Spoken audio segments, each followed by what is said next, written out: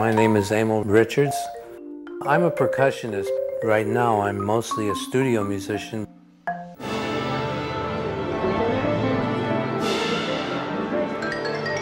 A composer may say, I want something like a tambourine backbeat, but I don't want a tambourine.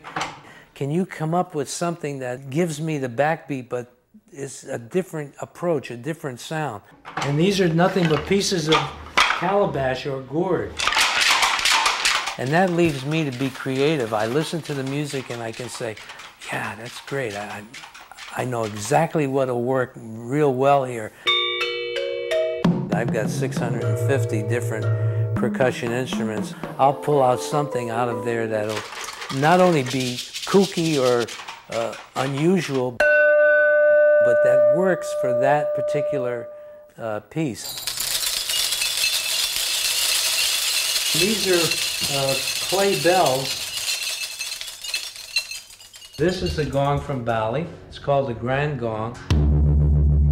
It's really wonderful to have it in this room too. I have to hit this every day just to keep a good vibe in this room. There are many whirling kinds of instruments. This is one from Africa.